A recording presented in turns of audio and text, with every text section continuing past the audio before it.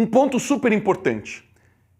Nos últimos 5 anos, eu já trabalhei com muita gente. Eu dei muita mentoria, gente. A gente tentou calcular aqui, mas certamente foi mais de 7.000 pessoas que eu mentorei nesses últimos 4, 5 anos, tá?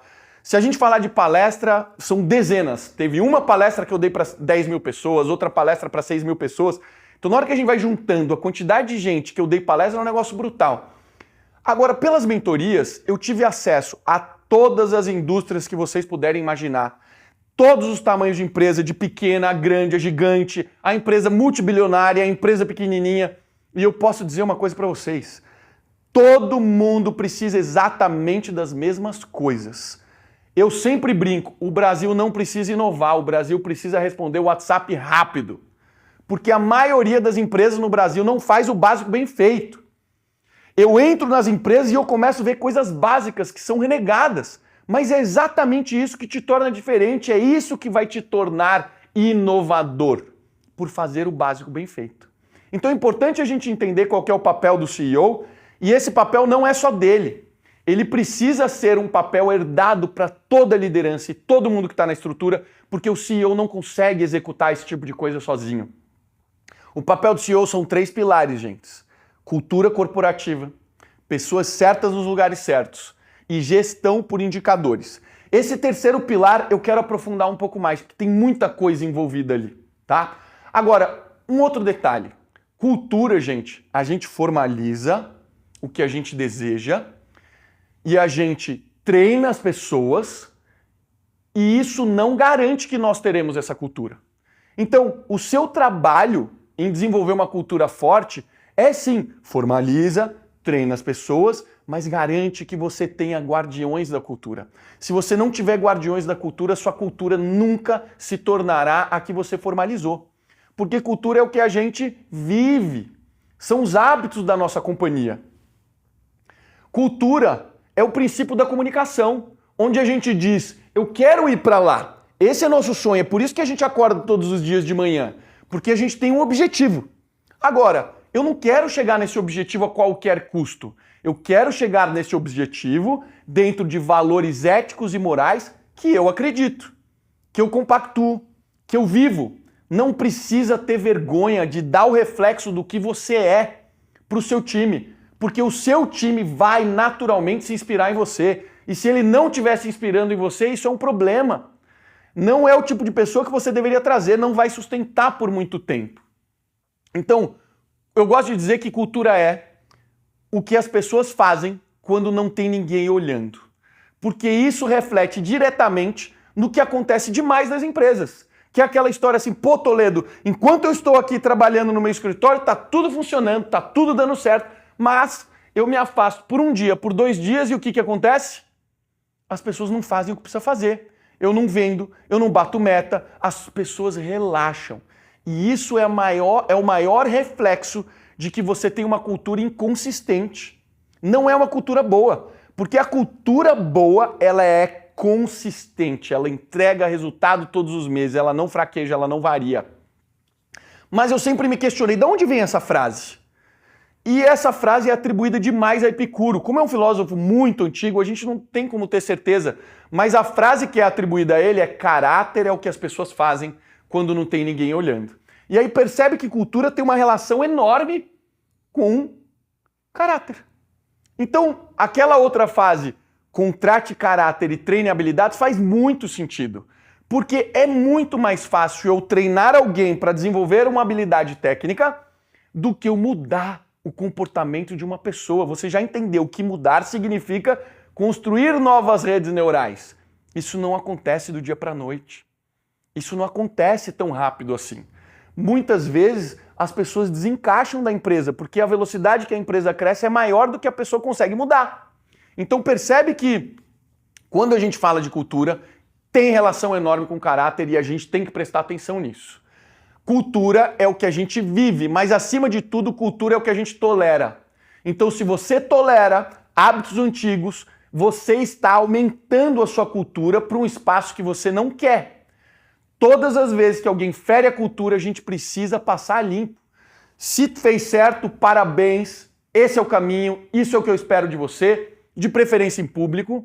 Agora, quando a pessoa fere a cultura, ela precisa receber um feedback, de preferência em privado, no privado, para não constranger a pessoa, mas esperando uma mudança. Mudança precisa acontecer.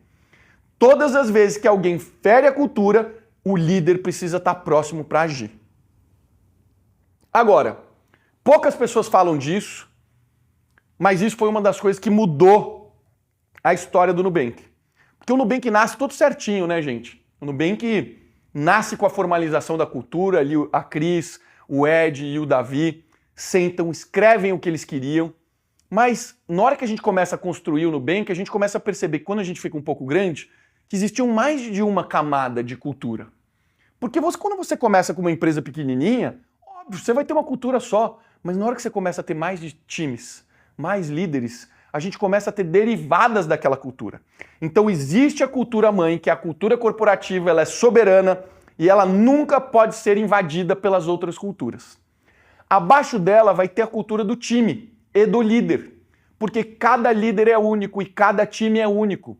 O que a gente executa dentro de um time de vendas exige valores diferentes de um time que trabalha na contabilidade, com um número extremamente analítico, orientado a dados, não pode errar, não tem tanta flexibilidade. Já uma pessoa de vendas, ela pode ter flexibilidade, ela pode brincar, ela pode ser descontraída e tá tudo certo. Mas é importante a gente entender que existem culturas particulares. E quando você for contratar uma pessoa, você tem que levar isso em consideração. Porque não basta ela ter fit cultural somente com a empresa, ela precisa ter fit cultural com o líder, ela precisa ter fit cultural com o time e, fundamentalmente, ela precisa ter fit cultural com a empresa.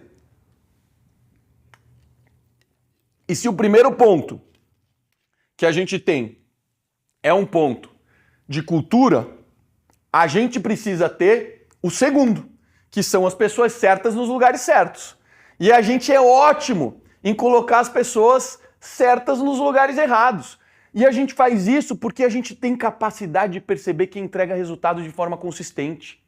Só que o primeiro movimento que a gente faz, depois de extrair o máximo daquela pessoa, é a gente dar parabéns para ela e promover ela para líder. Só que a gente promove ela para líder e a gente larga ela nessa posição. 80%, gente, olha esse número aqui, 80% das pessoas que se tornaram líderes pela primeira vez foram largadas nessa posição e sequer receberam qualquer treinamento. Essa é a história da minha vida. Coloca aqui nos comentários quem, quando se tornou líder pela primeira vez, não recebeu treinamento. Escreve aí, eu. Eu vou colocar aqui porque eu vivi isso. Essa foi a história da minha vida. Eu sou colocado numa posição que eu não sabia o que fazer, não recebi treinamento e eu tive que correr atrás. Na minha posição, eu ligo para um amigo e começo a pedir ajuda. Falo, cara, me ajuda. Eu nunca estive nessa posição. Me indica 3 livros que mudaram sua vida e que te permitiram chegar onde você chegou. E a partir daí eu comecei a construir minha história como gestor e líder. Mas percebe uma coisa, gente. Se você nunca recebeu treinamento, você vai ter que buscar esse conhecimento. E eu bati cabeça durante anos, se bobear mais de 10 anos, para começar a encontrar o meu caminho. E você não precisa passar por isso, você não precisa ter essa dificuldade de estar batendo testa, de estar de saco cheio da sua empresa porque você virou refém dos seus funcionários. Quantos empresários e empresárias que eu converso estão cansados dos seus negócios porque eles não aguentam mais. E isso não precisa ser assim, gente. Quando eu estruturo uma empresa, dá trabalho. Mas depois que ela está estruturada, com as pessoas certas nos lugares certos, com a cultura forte, com o modelo de gestão, você consegue alocar seu tempo do jeito que você quiser. Se você quiser usar 20% do seu tempo para fazer gestão e o resto sem jogar golfe, você pode fazer isso, é uma escolha sua. Obviamente que eu vou preferir que você use esse 80% do seu tempo livre para você arrumar mais confusão, para você crescer sua empresa, para você desenvolver a si, porque a transformação começa por você. Então, por isso, a gente precisa entender muito de gente. E das coisas que eu mais busco conhecimento, gente, é para entender sobre mim, é o autoconhecimento que transformou minha vida, me transformou da água para o vinho. Você me olha hoje e acha que eu sempre fui assim, eu já te digo, eu não fui assim, eu era um péssimo líder, eu fui um péssimo gestor, mas eu construí o caminho, porque eu entendi que este caminho era inevitável. Se eu quisesse ser um bom empreendedor e ganhar dinheiro com isso, e ter uma qualidade de vida, eu ia precisar ser bom de gente. Então eu comecei a entrar numa jornada de busca de conhecimento brutal, que não parou nunca na minha vida. Só esse ano eu já fiz 2 imersões. Eu fui para Cancún, eu passei 7 dias lá, na verdade eu passei uns 10, 12 dias lá para uma imersão de 7 dias com o Dr. Joe Dispenza, autoconhecimento puro. Depois eu fiz o curso, o Ponto Cego do Murilo Gun. Aliás, ou é Fé no Flow? Um desses dois. Aliás, acho que é o Ponto Cego mesmo. OPC. 5 dias imerso, também autoconhecimento. Eu me formei em coach. Aí as pessoas falam, o Toledo vai virar coach. Não, eu não queria virar coach, galera. Eu só queria saber mais sobre mim e sobre as pessoas. E aí eu fui fazer hipnoterapia, me tornei hipnólogo e eu não parei. Eu continuei a buscar autoconhecimento e eu busquei o desenvolvimento da minha disciplina, porque isso é o que me sustenta. Isso é o que permite que a transformação aconteça por dentro para depois ela refletir fora. Se você não se transforma, a sua empresa não muda. O dia que você entender que a transformação começa por você e então ela é encadeada na sua empresa, cara, aí você entendeu tudo. E não existe saída, porque tem gente que fala assim, Toledo, eu não aguento mais, eu quero contratar um CEO. Tá, eu já contratei CEO e deu trabalho pra caramba e deu errado. Não é fácil contratar um CEO, porque se ele conhecer mais do negócio de você, você não vai soltar o bastão. Que foi o que aconteceu quando a gente fez isso. O CEO do momento foi muito resistente e ele não teve a habilidade de soltar a mão. Então, entender de gente é fundamental para você separar quem é bom para sua empresa e quem não é bom para sua empresa e não pode entrar. Você não pode mais ser enganado por pessoas que falam bonito, que tem uma boa oratória, que olha nos seus olhos de forma confiante e fala, passa a verdade, você acredita. Mas não é assim que entrevista uma pessoa. Porque você vai ter pessoas que 50% da população são pessoas introspectivas. Pessoas introspectivas usualmente não falam tão bem, ficam nervosas em entrevistas, ficam preocupadas, não vão se sair legal. Então você não pode levar em consideração somente a parte de conversa.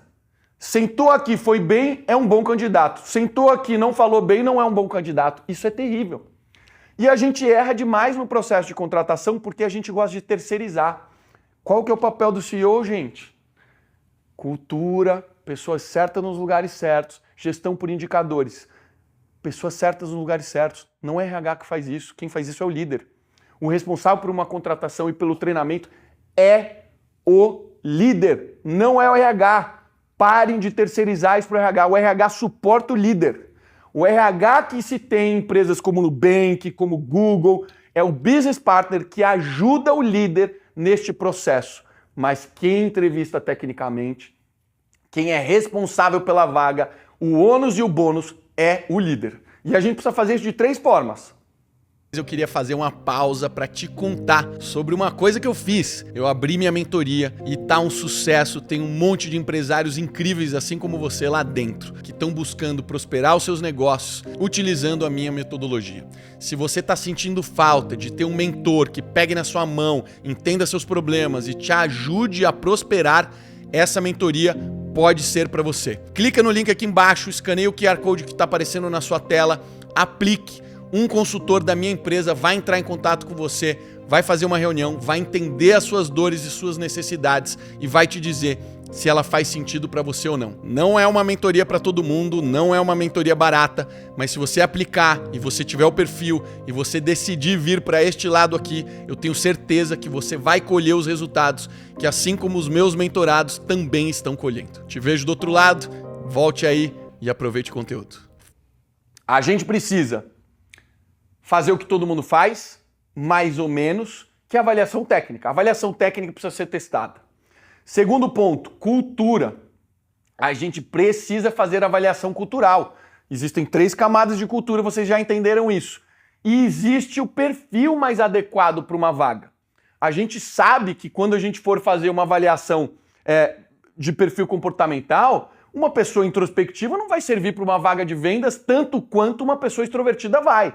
Não significa que um introvertido não vai funcionar. Ele vai funcionar. Mas é mais provável que funcione uma pessoa extrovertida. Então lembra, Contratação técnica, avaliação técnica precisa passar pelo processo de avaliação. A avaliação, ela precisa acontecer da seguinte forma: exercício prático. Não deixem de colocar exercício prático. Programador senta e faz, desenvolve um programa, mostra aqui pra gente. Marcelo, minha vaga é muito difícil, eu trabalho numa loja, eu trabalho num varejo. Não tem problema. Traz a pessoa para passar um dia com você. Dá o treinamento para ela, vê como é que ela se comporta, vê como é que ela interage com as pessoas, vê se ela pergunta, vê se ela fica preocupada, nervosa, estressada. É isso que a gente quer entender. Paga a diária dessa pessoa. Você já fez um filtro enorme. O que custa você fazer um extra para ter certeza absoluta? Segundo ponto, se tem dificuldade, faça um case, pega um problema que você já teve, ou um problema que você está vivendo hoje, e bota essa pessoa para resolver. Simula uma conversa que você teve com um colega de trabalho discutindo esse case. Por que a gente está indo por esse caminho? Que outras opções você escolheu? O que você tem visto? Por que foi assim e não assado? As perguntas subsequentes é das coisas mais importantes que tem num processo de entrevista. Ele não pode ser encerrado no momento que você faz o exercício e a pessoa apresenta. Porque senão você não entende os porquês. E nosso trabalho é entender os porquês. Então, a avaliação técnica precisa ser testada. E eu já tô vendo que você tá pensando aí, pô, vai ser muito burocrático, minha empresa é muito rápida, Marcelo. Uma contratação estruturada, gente, não precisa ser burocrática. Você consegue fazer absolutamente tudo que eu tô te falando aqui em um dia. Inclusive, esse foi um funil de contratação que eu propus no Nubank e ele começava às 8 da manhã, ao meio-dia o candidato recebia a negativa ou a positiva. Você está contratado, está aqui sua offer, parabéns. Ou, infelizmente, a gente optou por não te contratar, o feedback é esse, você pode voltar a aplicar daqui a 6 meses. O segundo ponto é a avaliação cultural. A avaliação cultural, ela é a arte de fazer perguntas indiretas, e isso tem uma razão. A razão é que não existe cultura certa e errada. Então, a gente não pode direcionar as nossas perguntas para um caminho ou outro. Por exemplo, eu sou gestor. Obviamente que eu não faço microgerenciamento. Então, uma pessoa que estiver sendo entrevistada por mim, eu nunca poderia perguntar se ela gosta de ser microgerenciada ou não, porque ela vai tentar passar na prova e ela vai responder não. Então, o jeito certo de se perguntar isso é: como você gosta de ser gerenciado? E a pessoa vai dar a resposta. E aí a gente precisa trazer isso para a realidade. Como é que a gente traz isso para a realidade? Perguntas subsequentes. Fulano, me conta uma coisa. Qual foi um gestor que você teve que você adorou o modelo de gestão? Me conte mais sobre como foi. Como é que você recebia as demandas? Como é que ele delegava para você? Com qual frequência você prestava contas? Que tipo de material você apresentava? Quais eram os indicadores que você apurava na sua área? Então percebe que as perguntas subsequentes vão me dando indícios de como aquela pessoa avalia um modelo de gestão que ela gosta. Que não tem certo ou errado. Mas eu, na qualidade de entrevistador nesse momento, eu consigo decidir se aquilo faz sentido para mim, se faz sentido para o meu time, se faz sentido para a minha empresa. O encaixe cultural precisa acontecer nos 3 níveis. E o terceiro ponto é a gente ter certeza que o perfil mais adequado para a vaga ele precisa ser direcional. Se a gente precisar de alguém mais analítico, a gente vai buscar uma pessoa analítica. Se a gente precisar de uma pessoa mais extrovertida, que é muito comunicadora, a gente vai buscar os perfis que tragam esse tipo de pessoa. Então, não custa nada, leva 12 minutos fazer uma avaliação de perfil comportamental. De quebra, você deveria fazer seu para você se conhecer, você deveria fazer do seu time para você conhecer seu time e montar melhor os seus times. Um dos problemas que a gente viveu no Nubank durante um bom tempo, até a gente começar a fazer esse ajuste, foi o seguinte: a gente começou a perceber que a gente montava as pessoas simplesmente por serem boas. E isso não é suficiente, porque chega um determinado momento que você começa a juntar pessoas dominantes com pessoas dominantes. E aí você tem só o quê? Uma empresa de líderes. Não existe uma empresa de líderes. Porque todo mundo quer mandar, ninguém quer seguir, ninguém quer obedecer. E dentro de uma empresa a gente precisa sim ter pessoas obedientes, que gostam de seguir ordens. Eu, na qualidade de atleta, eu fui atleta profissional de natação, gente, eu era extremamente obediente, tanto que até hoje eu tenho um perfil onde eu me divido em 2. O Marcelo que decide o que é melhor para mim e o Marcelo que simplesmente obedece. O que obedece não questiona nunca. Se eu estabeleci que eu vou fazer X reuniões, X rituais dentro da minha empresa, ele vai estar fixo na minha agenda e eu nunca vou questionar. A mesma coisa vai acontecer quando eu decido meditar, quando eu decido treinar, quando eu decido me alimentar corretamente, quando eu decido me hidratar e assim por diante. O processo de decisão em empresas extremamente maduras ele é unânime, porque as empresas entendem que quem participa do processo seletivo tem a habilidade de decidir se existe encaixe cultural ou não existe. Agora, isso só vai funcionar depois que você tiver com as pessoas certas nos lugares certos, uma cultura forte e um modelo de gestão. Se você não tiver isso, não se arrisca, porque vai dar problema. Tem um preço a se pagar antes de você chegar na posição que você quer chegar no estratégico.